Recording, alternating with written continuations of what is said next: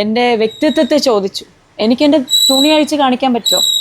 തൻ്റെ ലിംഗം ഏതെന്ന് വിശദീകരിക്കാൻ മറുപക്ഷത്തോട് യുദ്ധം ചെയ്താണ് അരുണിമ എന്ന UDF സ്ഥാനാർത്ഥി തെരഞ്ഞെടുപ്പ് ഗോധയിലുള്ളത്.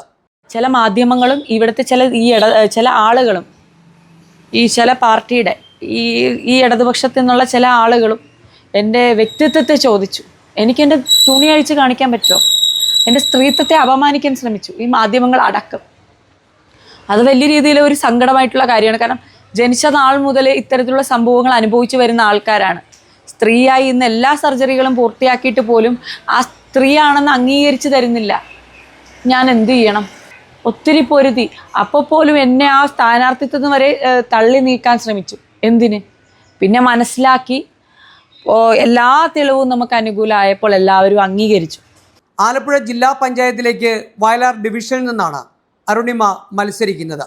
അരുണിമയുടെ വോട്ടർ കാർഡിൽ ലിംഗം സ്ത്രീ എന്ന് തന്നെയാണ് അടയാളപ്പെടുത്തിയിട്ടുള്ളത്.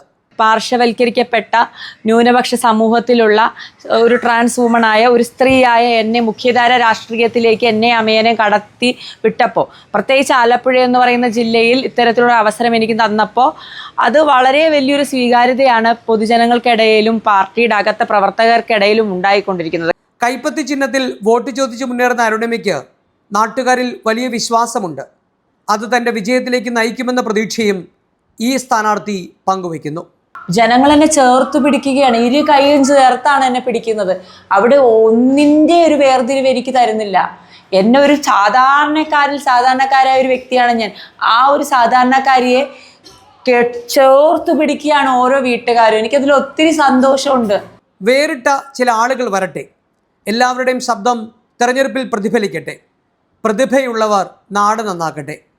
മനു ബാബുവിനൊപ്പം ഐപ്പു വള്ളികാടൻ. നമസ്കാരം.